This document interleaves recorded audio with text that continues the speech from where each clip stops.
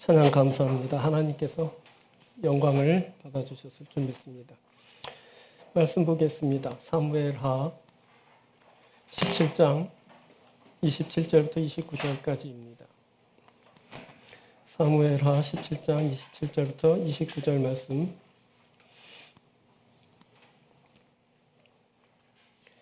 다윗이 마하나임에 이르렀을 때 암몬 족속에게 속한 라빠 사람 나하스의 아들 수비와 로데발 사람 아미엘의 아들 마길과 로굴림 길르앗 사람 바르실레가 심산과 대야와 질그릇과 밀과 보리와 밀가루와 볶은 곡식과 콩과 팥과 볶은 녹두와 꿀과 버터와 양과 치즈를 가져다가 다윗과 그와 함께한 백성에게 먹게 하였으니 이는 그들 생각에 백성이 들에서 시장하고 고나고 목마르겠다 함이더라.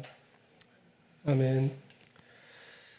봉독해드린 사무엘하 17장 27절부터 29절을 본문으로 다윗과 그와 함께한 백성에게 먹게 하였으니 라는 제목으로 함께 은혜를 나누도록 하겠습니다.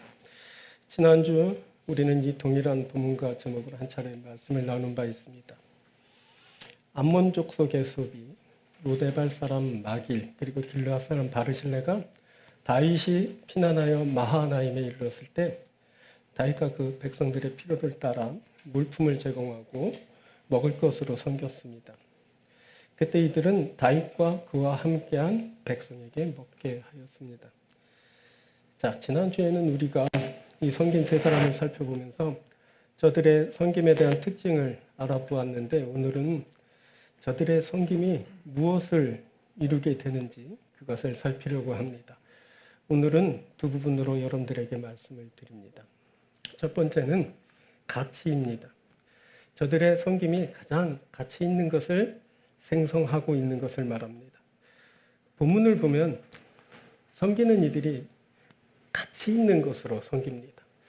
볼까요? 28절부터 침상과 대야와 질그릇과 밀과 보리와 밀가루와 볶은 곡식과 콩과 팥과 볶은 녹두와 꿀과 버터와 양과 치즈를 가져다가 다윗과 그와 함께한 백성에게 먹게 하였습니다. 쭉 열거된 이것을 보니까 모두 다 귀한 물품들이고 그리고 음식들입니다. 그런데 이 귀한 것들이 그만 평가절하될 수도 있습니다.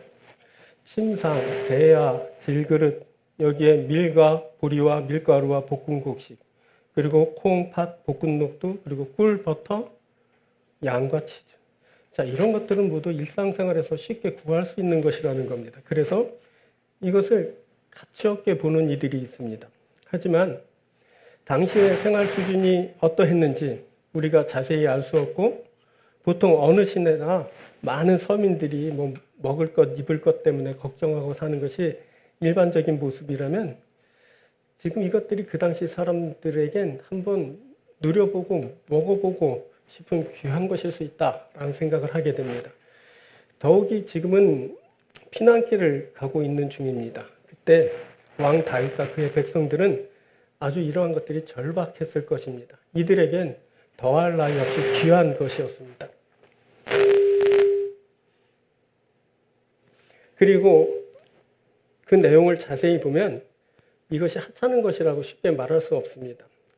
침상, 대야, 질그릇. 침상을 가져온다는 것을 누가 생각이나 했겠습니까? 아주 세심한 사람이 정성을 많이 쏟을 때만 생각해낼 수 있는 물품입니다. 그리고 대야나 그릇도 마찬가지입니다. 일상에서야 흔한 것일 수 있지만 피난하는 생활에선 아주 귀한 물품인 겁니다. 그리고 가져온 식량들을 이렇게 보게 되면 밀과 보리와 밀가루와 볶은 곡식, 그리고 콩팥, 볶은 녹두, 그리고 꿀과 버터와 양과 치즈입니다. 보면 양, 치즈, 버터 어떤 공통점이 있을까요? 양, 치즈, 버터. 이게 동물성 식품입니다. 그리고 또 나머지 밀보리, 밀가루, 볶은 곡식, 콩팥, 볶은 녹두 이건 식물성이죠. 신경 많이 쓴 겁니다. 조화롭게 동물성, 식물성 이거를 아주 조화롭게 이렇게 가지고 온 겁니다. 이거 보통 세심한 섬김이 아니었던 겁니다. 그리고 볶음 식품들 그리고 치즈, 버터, 양 이런 것들은 일단 사람의 손을 거쳐야 만들어지는 것입니다. 보십시오. 양은 잡아야 되지 않습니까? 그리고 뭐 살아있는 양을 가져왔을 수도 있겠지만 아무튼 뭐 잡았다고 생각하고 그리고 보십시오. 뭐 볶음 식품들, 치즈, 버터 같은 것들은 가공 식품입니다. 한 차례 사람의 손을 거쳐야 되는 겁니다. 그리고 당 떨어질까 봐 여러분 꿀도 챙겨왔습니다. 이건 아주 정성이 많이 들어간 것들이고 그 피난하는 다윗과 그 백성들에겐 더할 나위도 없이 좋은 것이고 감히 그들이 상상할 수조차 없는 귀한 것이면 틀림이 없습니다. 그래서 이것은 아주 귀하게 보아야 됩니다. 귀한 것들. 근데 이것을 뭐 폄하해서 우리가 뭐 마트 가면 뭐 쉽게 살 수 있다고 그런 거 가지고 그게 뭐야 뭐 이럴 수 있지만 우리가 당시 형편 그 피난하는 상황 그리고 옛날이라는 그 시점 이런 것들을 다 고려해 볼 때 이거는 아주 엄청난 것이고 귀한 섬김이었다는 것을 알게 되는 겁니다. 그리고 또 무엇보다 우리는 이것들이 불러온 효과를 볼 수 있어야 됩니다. 자, 침상, 대야, 질그릇 이런 것들은 왕을 왕답게 하고 있습니다. 자, 왕을 위해 침상이 준비됐습니다. 여러분들의 왕이 뭐 옛날이라고 생각하고 어디 피난을 갔어요. 뭘 가져가시겠습니까? 아마 여러분들이 가져가려고 하는 그 품목 체크 중에는 이게 아마 침상이 안 들어있을 가능성이 많습니다. 근데 이 사람 침상을 챙겼습니다. 대단한 사람이죠. 그리고 대야도 준비됐습니다. 그렇죠? 그리고 그릇도 준비됐습니다. 뭐 비록 금그릇, 은그릇은 아니지만 그래도 하여튼 형식은 갖춰서 그릇을 준비하고 있습니다. 그리고 이 중 일부는 뭐 장군님에게도 제공되고 어쩌면 백성들에게도 제공됐을 가능성도 있습니다. 이 물품들은 뭘 말하냐면 왕을 지금 왕답게 하고 있습니다. 백성을 백성답게 하고 있는 겁니다. 아주 세심한 그런 배려와 그 정성이 바로 여기에 다 반영돼서 지금 왕을 왕답게 하고 백성을 백성답게 하고 있는 겁니다. 또 이 모든 식량은 다윗과 백성들의 죽어가는 생명을 살리고 그것을 연장시키고 있습니다. 다윗과 백성들이 이 섬김을 통해 다시 힘을 얻게 됩니다. 그래서 결국 반역을 진압하고 그 왕권을 회복하게 되는 겁니다. 반전의 역사는 바로 이 지점에서 일어나기 시작한 겁니다. 섬김을 통해서 반전의 역사가 시작되고 지금 진행되고 있는 겁니다. 보니까 이들이 섬긴 그것은 대단한 것이었습니다. 그 가치는 엄청난 것이라고 보아야 되는 겁니다. 자, 왕과 백성의 군사들의 생명을 구하고 힘을 붙돋아 놨습니다. 왕의 모습을 회복시켜 놓고 있습니다. 왕을 왕답게 하고 백성을 백성답게 하고 있습니다. 이제 왕과 그 백성은 왕과 백성답게 된 겁니다. 이제 이들은 압살롬의 반역을 진압하고 요단을 건너 이제 예루살렘 성에 다시 입성하게 될 겁니다.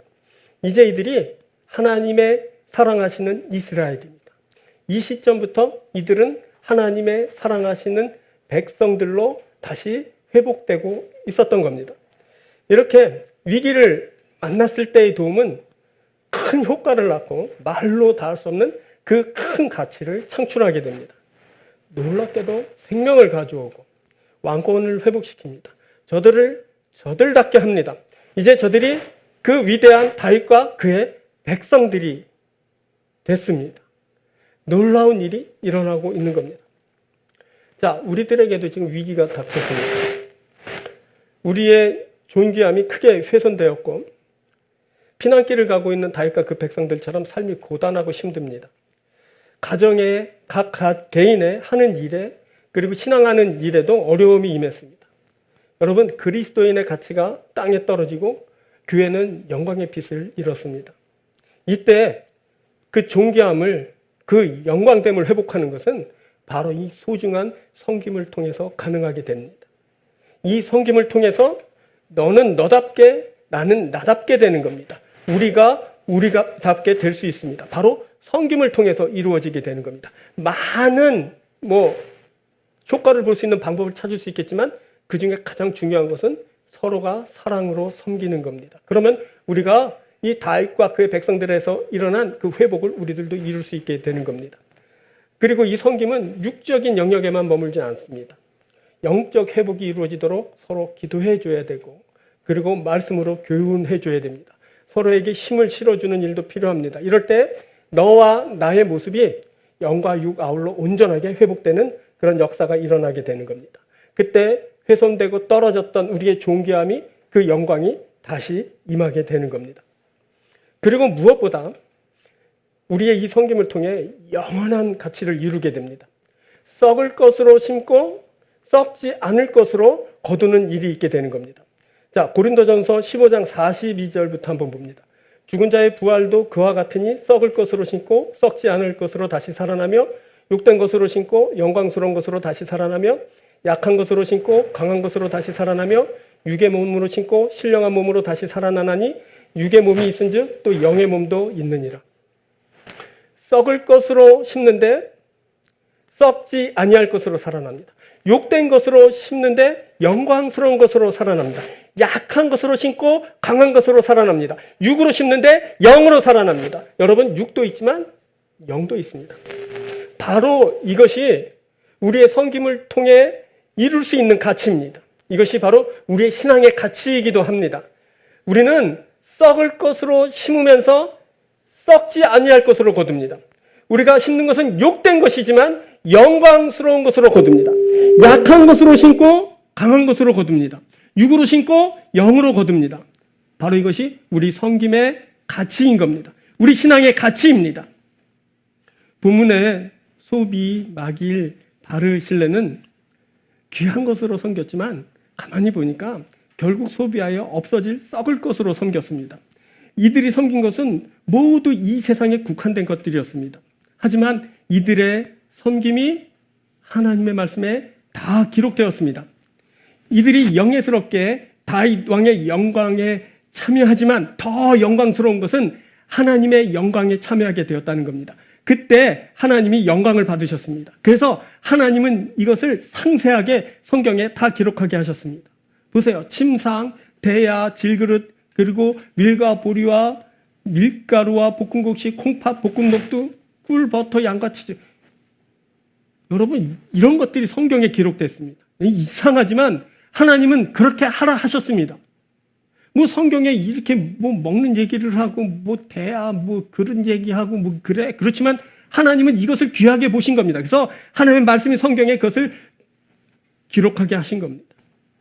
자, 이 말씀을 보면서 어렸을 때 생각이 났는데, 제가 아주 어렸을 때입니다. 그러니까 학교도 들어가기 전인 것 같은데, 우리 교회 부흥회가 열렸습니다. 근데 부흥회가 열리면 이제 마을 잔치 같이 온 그 섬기는 사람들이 다 근데 우리 엄마가 저를 그때 부흥회에 데려간 것 같습니다.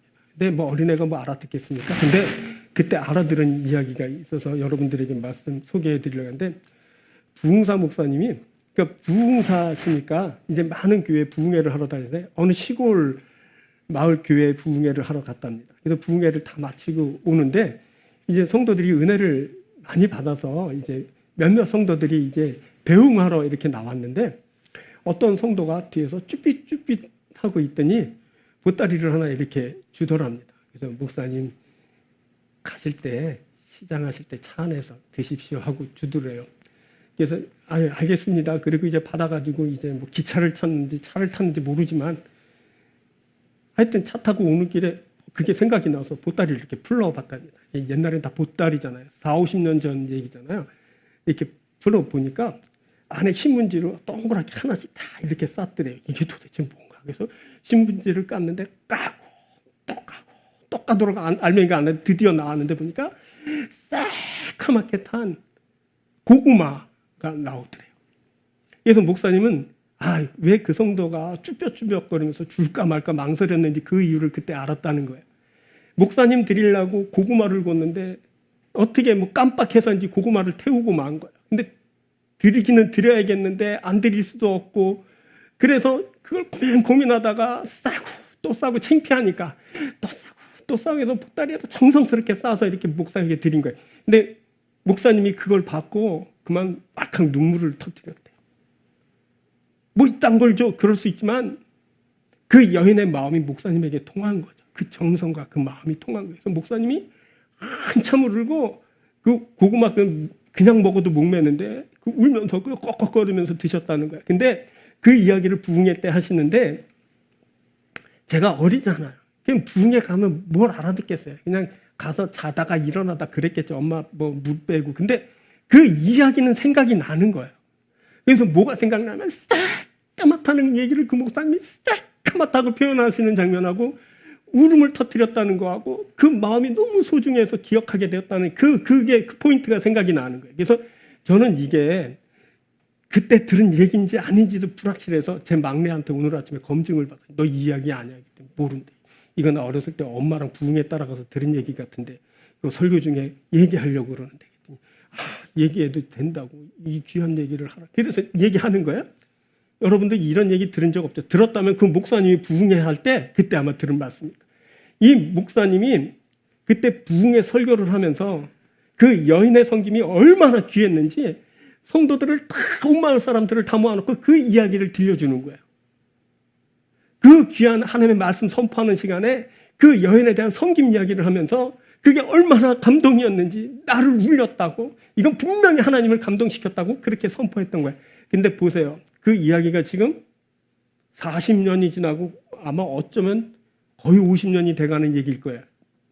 근데 그 이야기를 지금 그 오래된 이야기를 제가 여러분들에게 말씀을 드리잖아요. 저만 얘기했겠어요? 그 이야기를 듣고 저와 비슷하게 감동받은 사람들은 그 어느 시점에 누군가에게 그 이야기를 했을 것이 분명해요. 기념비적인 일이죠. 그 여인이 값비싼 것으로 섬긴 것도 아니고 그 엄청나고 대단한 것으로 섬긴 것도 아니었어요. 그렇지만 그 여인이 마음을 다해서 아주 정성껏 준비해서 주의 종을 섬기려는 아주 귀한 사랑하는 마음으로 그렇게 섬겼기 때문에 그거는 정말 그 목사님의 그 뇌리에 그 마음 중심에 다 새겨졌고 온 성도들에게 들려졌고 수십 년이 지난 다음 또 이렇게 또 목사의 입술을 통해 여러분들에게 소개되는 거 아니겠습니까? 그런 겁니다. 그때 분명히 하나님은 영광을 받으셨을 겁니다. 섬김은 이런 것입니다. 그때 이 소비 마길 바르실레가 가져온 그 섬김도 그러한 것이 아니겠습니까?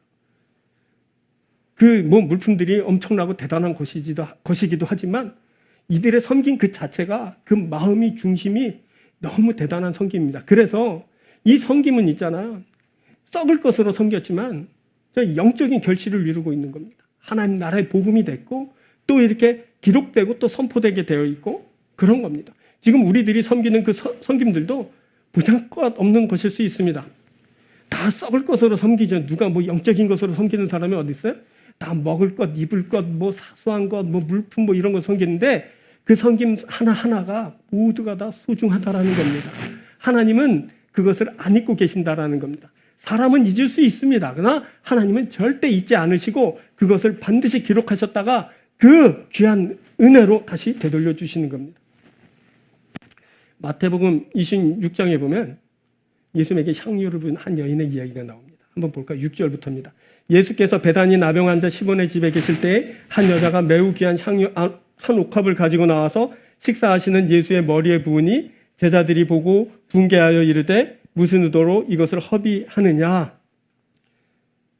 향유를 부은 여인이 나오는데 또 누가 나와요? 이것을 허비로 보는 제자들이 나와요. 이 여인의 섬김은 허비로 비난하는 제자들과 비교가 돼요. 그리고 또 하나 연이어 나오는 가룟 유다의 일과도 비교가 돼요. 자, 이어보면 14절부터 이런 말씀 나와요. 그때 12 중에 하나인 가룟 유다라 하는 자가 대제사장들에게 가서 말하되 내가 예수를 너희에게 넘겨주리니 얼마나 주려느냐 하니 그들이 은 40을 달아주거늘 그가 그때부터 예수를 넘겨줄 기회를 찾더라. 그때 여인은 예수님의 장례를 준비하며 그 일을 진행하였지만 제자들은 그것을 나무랐고 가룟 유다는 전혀 다른, 즉 예수님을 은 30에 팔아넘기는 일을 진행하고 있습니다.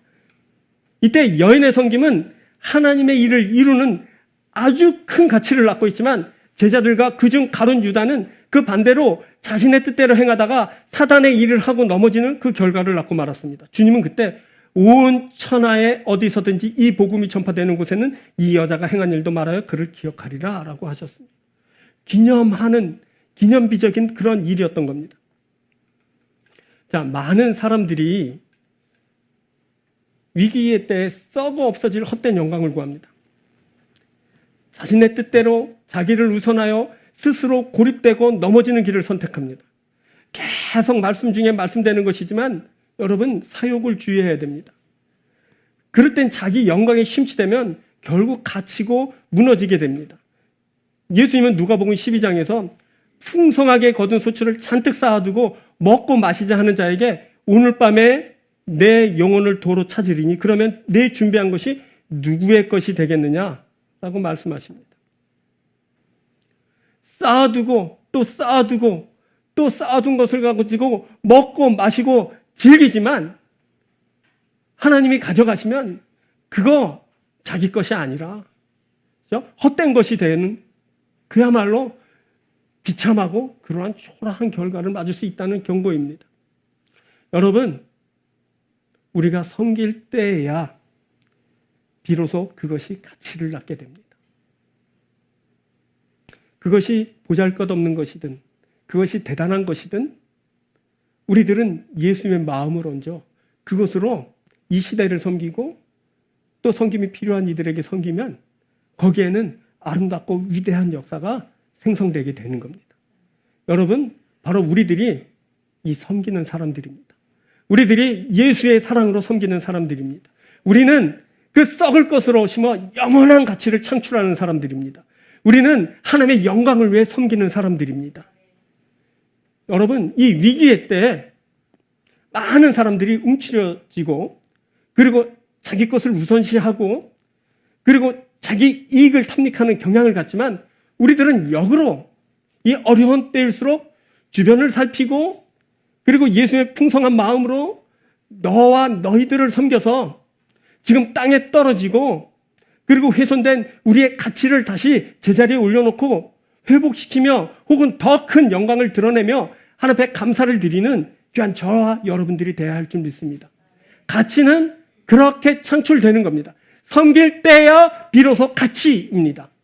여러분들 이것을 다 아시고 그 옛날 소비와 마귀가 그 바르실레가 그 자신의 왕을 알아보고 그 왕과 백성들을 섬긴 것처럼 오늘 우리도 위기의 때를 지나지만 우리의 영원하신 왕 우리 하나님을 알아보고 그리고 그 사랑하는 백성들과 그 사역을 온전히 섬겨서 하나님 앞에 큰 영광을 돌리고 더 큰 가치를 만들어내는 귀한 여러분들의 복된 삶이 되길 주의 이름으로 축원드립니다. 두 번째는 운명입니다. 자, 마이크가 좀 찌직찌직했습니다. 그렇죠? 접촉불량인 것 같은데 됐어요. 이제 잡혔어요. 왜냐하면 여기서 제가 뭐 하나를 차고 있는데 여기서 접촉불량이 있었던 것 같아요. 그래서 살짝 옮겼더니 지금 괜찮죠? 예. 속상합니다. 하지만 하나님은 또 은혜로 또 우리 가운데 역사해 주실 겁니다. 자, 두 번째는 뭐냐면 운명입니다. 운명. 오늘 좀 거창하죠? 가치, 운명. 근데 가만히 생각해 보세요. 제가 강단에서 늘 여러분들에게 말씀드리는 거예요. 가치 있는 삶을 살라고. 가치 있는 인생이 되라고. 가치 있는 사람 되라고. 가치를 이루라고 늘 말씀드리던 거고 또 운명은 뭐라 그러냐면 하나님과 일치된 하나님과 함께하는 운명을 만나라고 늘 말씀드리던 건데 또 한 번 말씀드리는 거예요. 자, 섬기는 사람들이 있습니다. 주의 선하신 뜻에 참여하는 사람들입니다. 섬길 때 주님으로부터의 인정하심이 있게 되고 이때 이들의 가치는 한껏 상승됩니다. 그리고 무엇보다 섬기는 이들에게는 주님과 연합되는 일이 일어나게 됩니다. 주님과 일치되게 되죠. 섬기면 여러분 내 섬긴 그 대상과 섬긴 내가 일치됩니다. 일치 안 되는 데서 어떤 교집합을 정도는 갖게 되겠죠. 근데 온전히 섬기면 온전히 하나 되게 됩니다. 연합되는 겁니다. 이건 곧 뭘 말하냐면 한 운명이 된다는 것을 말합니다. 미래가 같아지는 것을 말하는 겁니다. 그때 다윗을 섬긴 사람들은 다윗과 광야길을 갔습니다. 광야길을 따랐습니다. 근데 그 후에 어떻게 되면 왕의 영광에 참여하게 됩니다. 회복될 때 예루살렘 성에 재입성할 때 다윗 왕을 따른 그 백성들이 함께 예루살렘 도성으로 들어가게 됩니다. 그들이 바로 시온의 백성인 겁니다. 똑같습니다. 예수를 섬긴 사람들은 이 위기와 고난의 길을 예수와 함께 가면서 결국 우리 주 예수께서 영광에 들어서실 때 우리도 함께 그 영광의 자리에 들어서게 됩니다. 함께 새 예루살렘 성에 거하게 되는 겁니다. 한 운명이 되는 겁니다. 그때 다윗을 섬긴 사람들은 다윗도 섬기고 그 백성들도 함께 섬겼습니다. 이것을 왕이 기뻐했습니다. 왕이 기뻐하는 일입니다. 결국 이들은 왕의 미래에 참여하게 됩니다. 왕과 한 운명이 되었습니다. 자, 지난주에도 말씀드린 바 있듯이 바르실레에게 다윗이 이렇게 말했습니다. 19장 33절에 왕이 바르실레에게 이르되 너는 나와 함께 건너가자. 예루살렘에서 내가 너를 공개하리라. 이제 이제 요단강만 건너면 예루살렘 성입니다. 근데 바르실레가 길르앗부터 계속 섬겨서 이제 요단강까지 오게 된 겁니다. 이제 함께 강을 이제 건너게 될 겁니다.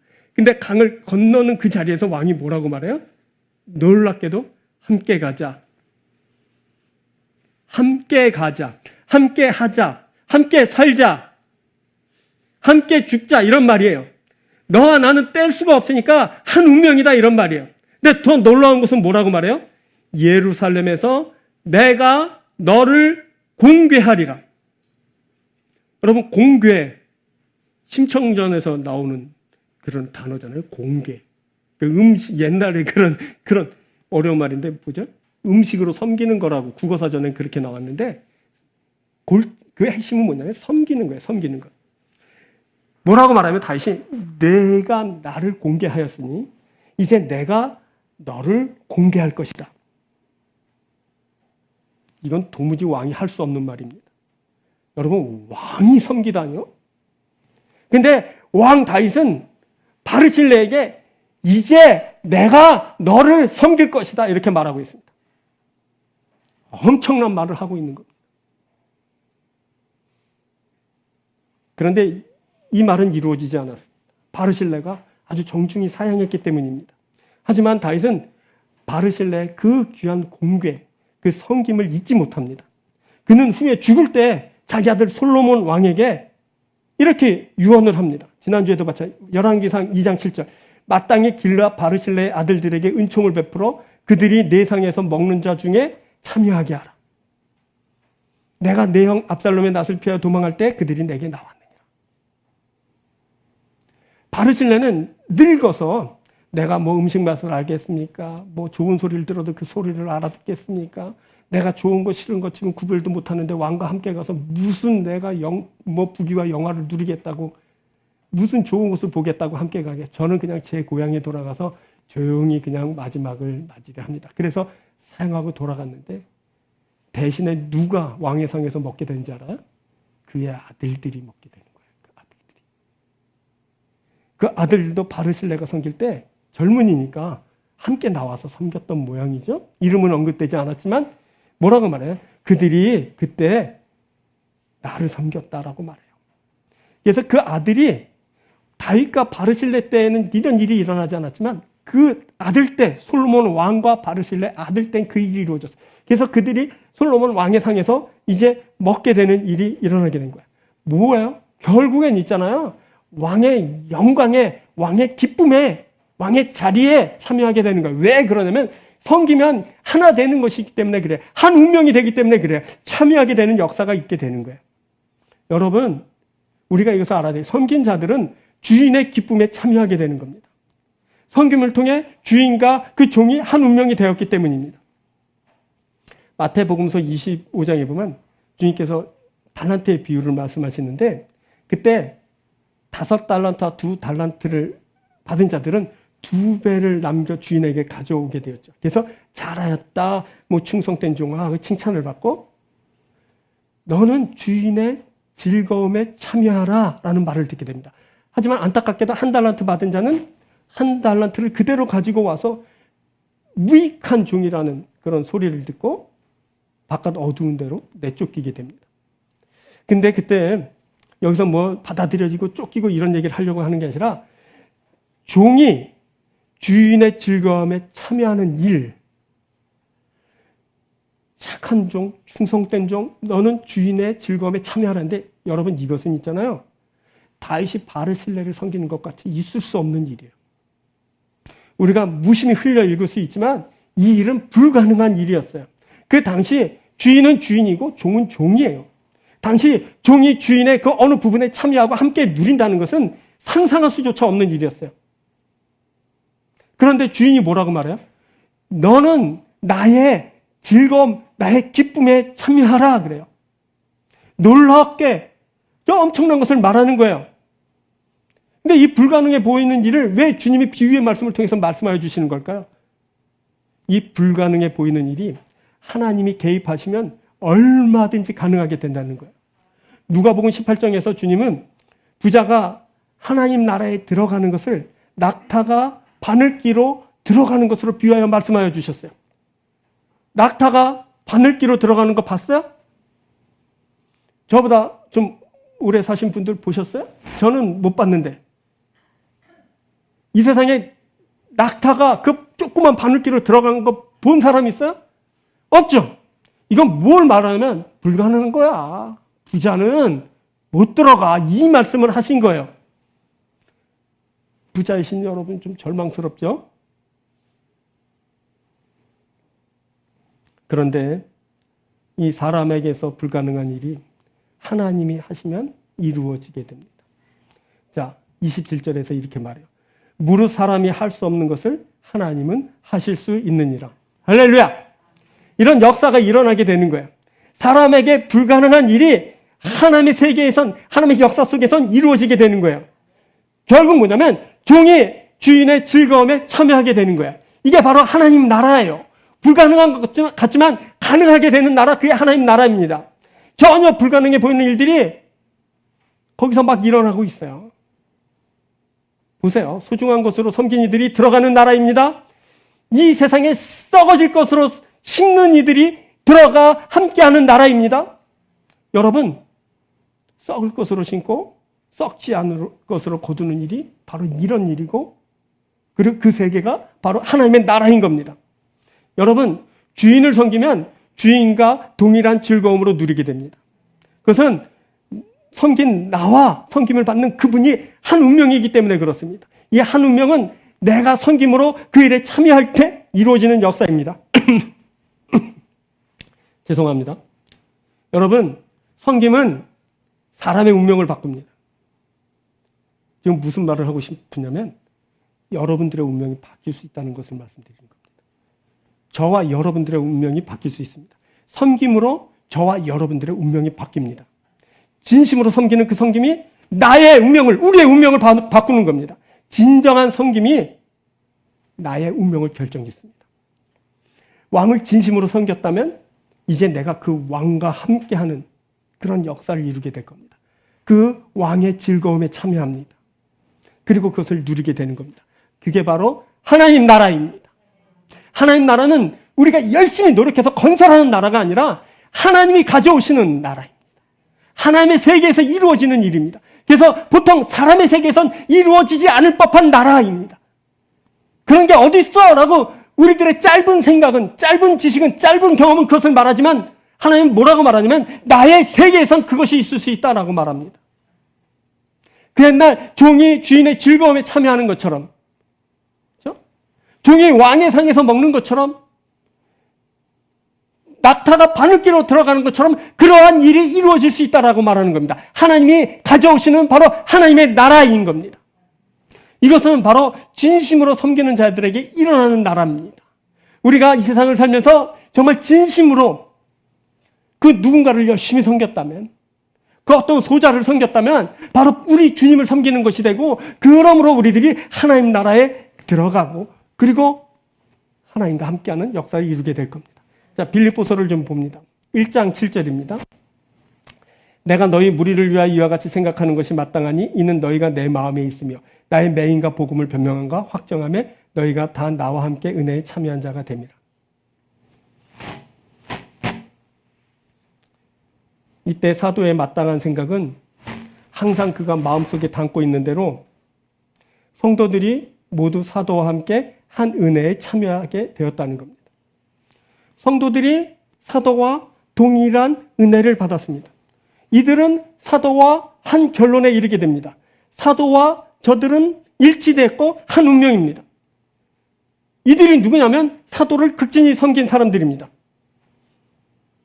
빌립보서를 쭉 읽어보니까 이들은 모두가 사도를 외면할 때 두 번이나 그를 극진히 섬겼었습니다. 자, 4장 15절부터 봅니다. 빌립보 사람들아 너희도 알거니와 복음의 시초에 내가 마게도냐를 떠날 때 주고받는 내 일에 참여한 교회가 너희 외에 아무도 없었느니라. 데살로니가 있을 때에도 너희가 한 번뿐 아니라 두 번이나 나의 쓸 것을 보내었도다. 이 빌립보 교회는 사도가 가장 필요로 할 때 그를 섬겼습니다. 그것도 두 번이나 사도를 섬겼습니다. 그래서 사도의 마음에 깊이 새겨졌습니다. 이제 이들은 사도와 동일한 상을 받습니다. 사도와 이들은 한 운명입니다. 그런 겁니다. 자, 2장에선 에빠프로디토라는 사람을 소개합니다. 자, 2장 25절 볼까요? 그는 나의 형제요, 함께 수고하고 함께 군사한 자요, 너희 사자로 내가 쓸 것을 돕는 자라. 29절입니다. 이러므로 너희가 주 안에서 모든 기쁨으로 그를 영접하고 또 이와 같은 자들을 존귀히 여기라. 보니까 에빠프로디토가 목숨을 아끼지 않고 사도를 섬겼습니다. 그러다가 그가 죽을 병에 걸렸습니다. 때문에 사도는 힘을 얻었지만 그는 죽게 된 겁니다. 그런데 주님이 그를 다시 살리셨다 말합니다. 그래서 마침내 그가 모든 성도들에게 존귀함을 얻게 되었습니다. 사도는 에바프로디토를 뭐라고 말하냐면 나의 형제요 라고 말합니다. 그가 사도의 형제가 됐습니다. 그게 종의 형체, 종의 모습을 가졌지만 그가 사도와 동급입니다. 형제요, 브라더입니다. 자, 함께 수고한 자요. 그냥 보통 수고한 자가 아니라 사도의 사역에 참여한, 함께 사역한, 함께 수고한 군사예요. 뭐라고 말하면 너희들의 사자다라고 말합니다. 너희 교회, 너희 성도들의 대표하는 사자다라고 이렇게 말합니다. 그리고 그가 나의 쓸 것을 섬겼다라고 말합니다. 그리고 에바프로디토를 보내면서 그를 기쁨으로 영접하고 존귀히 여기라. 주 안에서 모든 기쁨으로 그를 영접하고 또 이와 같은 자들을 존귀히 여기라 라고 이렇게 말하고 있습니다. 에바프로디토가 사도를 섬겼는데 목숨을 아끼지 않고 섬겼습니다. 그때 사도와 이 에바프로디토는 뗄 수 없는 운명이 된 겁니다. 한 운명이고 한 결론을 얻게 될 거고 하나의 가치가 되었고 그런 겁니다. 함께 존귀함을 얻게 된 겁니다. 여러분, 사도와 함께 한 은혜에 참여한 자, 그가 전심으로 섬긴 에바프로디토입니다. 여러분, 이렇게 섬김은 한 사람을 그리고 한 교회의 운명을 바꾸게 됩니다. 반면 자신의 사욕을 구하게 되면 그 자기 욕심 채우다 불행한 결론에 이르게 됩니다. 자기의 자기 욕심, 자기 유익, 자기 자랑에 충실한 사람들은 지금 당장엔 잘 사는 것 같고 막 대세인 것 같고 막 엄청난 그런 것을 누리는 것 같지만 금방 초라하게 되고 갇히고 넘어지게 됩니다. 바로 이런 일들을 우리가 계속 보고 있습니다. 우리가 지난주에도 이런 사람들을 몇 명 봤습니다.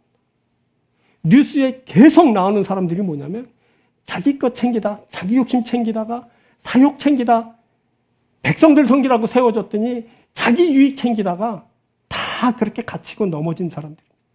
앞으로 이런 사람들은 계속 있게 될 겁니다. 자, 선진국 이제 미국에서도 이제 곧 있게 될 거고 아주 많이 있게 될 겁니다. 여러분 아시죠? 다 그런 사람들이 지금 대세인 것 같고 주류를 이루고 엄청난 권세를 자랑하고 엄청난 물질을 향유하고 인기를 누리고 이런 것 같지만 여러분 그런 사람들은 결국 다 그렇게 끝나게 돼 있는 겁니다. 그런데 우리에게 맡겨진 그 누군가를 진심으로 위하고 섬길 수 있다면 그 섬기는 순간 그 섬김의 대상인 너와 나는 일치되고 연합돼서 한 운명이 되고 한 결론에 이르게 되는 겁니다. 나는 결국 너처럼 존귀하게 되는 겁니다. 이것이 바로 섬기는 자의 운명인 겁니다. 그래서 여러분 먹든지 마시든지 다 주의 영광을 위해 할 일입니다. 속보이지만 좀 이 말을 할 때 좀 속보이지 않습니까? 다 이 설교를 해놓고 그래서 먹든지 마시든지 그분의 영광을 주와 같이 되려고 어쩔 수 없습니다. 이건 공식과도 같은 일이에요. 바울이 고린도전서 10장에서 이렇게 말하죠. 10장 31절 그런즉 너희가 먹든지 마시든지 무엇을 하든지 다 하나님의 영광을 위해 하라. 33절. 나와 같이 모든 일에 모든 사람을 기쁘게 하여 자신의 유익을 구하지 아니하고 많은 사람의 유익을 구하여 그들로 구원을 받게 하라. 무슨 일이든 다 하나님의 영광을 위해 하라고 말합니다. 우리에게 자신의 유익을 구하지 말고 자신에게 맡겨진 이들을 돕고 그들을 구원에 이르도록 하라고 합니다. 여러분 당장 이건 내가 섬길 때 그에게 유익이 되고 그가 구원에 참여하고 하나님의 영광 받으시는 것 같지만 결국엔 뭐냐면 내가 섬김의 대상인 그분과 같이 되고 그분과 한 자리에 있게 되고 한 나라가 되고 한 운명이 된다는 것을 말하고 있는 겁니다. 사랑하는 여러분, 부디 이 말씀을 여러분의 것들 삼으시기 바랍니다. 그래서 여러분이 온전히 섬겨서 우리의 왕이신 하나님처럼 되고 한 운명이 되고 그의 나라가 되고 그의 백성이 되고 그의 기업을 얻고 영원한 하나님의 그 귀한 축복을 받아 누리는 여러분들이 되기를 주의 이름으로 축원을 드립니다. 자, 말씀을 맺습니다. 오늘은 마이크 사정이 안 좋아서 여러분들이 좀 말씀을 드릴 때 좀 집중하는데 어려움이 있고 저도 설교를 하는데 최근래 이렇게 힘든 적은 또 처음인만큼 아주 힘들게 선포를 했는데 그럼에도 하나님은 이 말씀의 핵심을 또 우리에게 주셨을 줄 믿습니다. 그래서 이 핵심을 온전히 우리의 것 삼아서 뭐라고 말했어요? 오늘 또 간단히 말했죠. 두 가지. 뭐야? 하나는 뭐야? 가치야, 가치. 가치 창출이에요. 어떻게 가치 돼? 섬김으로 놀라운 가치를 만들어낸다는 거예요. 여러분들의 섬김에 하나님의 은혜가 더해지고 그 역사가 일어나서 여러분들의 섬김을 통해 위대한 것이 많이 일어나게 되길 바랍니다. 하나님께 큰 영광 돌리는 귀한 섬김이 일어나게 되길 바랍니다. 이거는 운명이랬어요. 이거는 운명 그럼 벌써 딱 어떻게 돼요? 이미 결정된 것 이런 어떤 숙명적인 그런 느낌이 들지 않습니까? 우리는 이미 섬길 때부터 우리의 임금이신 우리 주 하나님과 한 운명입니다. 우리가 섬기는 우리 주 예수 그리스도와 한 운명이 된 겁니다. 우리는 그의 나라요, 그의 백성이고 그의 의요, 그의 어떤 것이에요. 이것을 잊지 마십시오. 흔들리지 마십시오. 온전히 섬겨서 주의 나라와 주의 백성이 되는 여러분들이 되길 주의 이름으로 축원드립니다. 기도하겠습니다.